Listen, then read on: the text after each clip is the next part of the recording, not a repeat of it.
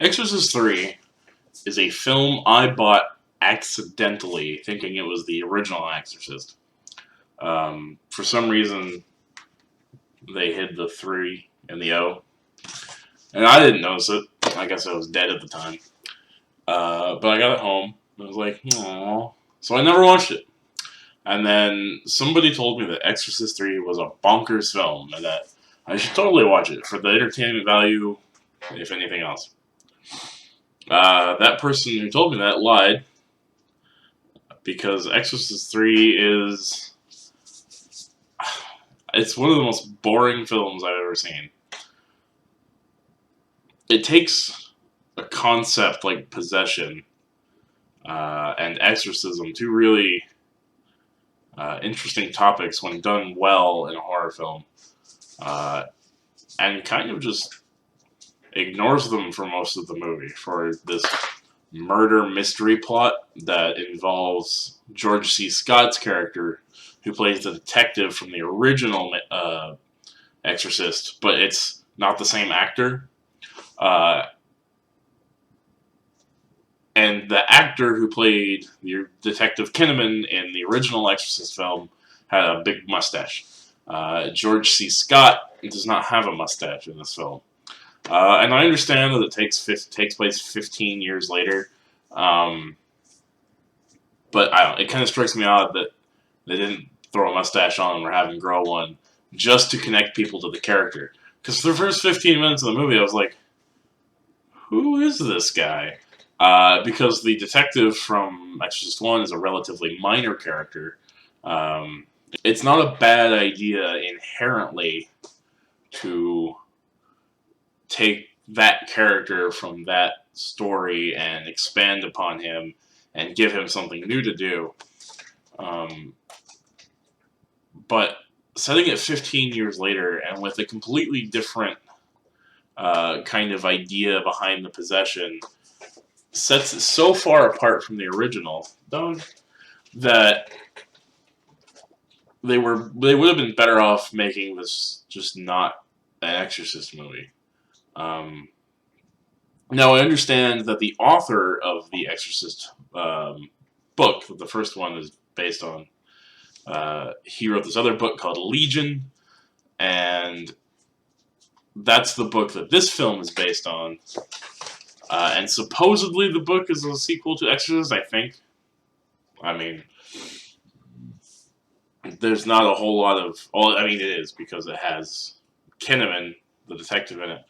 But, like I said, it's so far removed from Exorcist 1 that it's like, why even bother at that point? Because they bring back the guy who played Father Karras from Exorcist 1 to... They retcon it. And they're like, oh no, he didn't actually die when he jumped out of the window and fell down all those stairs. And then the guy was, oh, he's dead. He wasn't actually dead. Instead, apparently, he was possessed by a serial killer that Kinnaman put away. Or no, he didn't put him away, he killed him. The serial killer possesses Father Karras and then mind projects himself into other people's bodies to commit murders, which is, I don't know, that's the crux of the film. It's a big spoiler, but the second act of the movie is so predictable. The second act of the movie is almost as predictable as the first act of the movie was boring.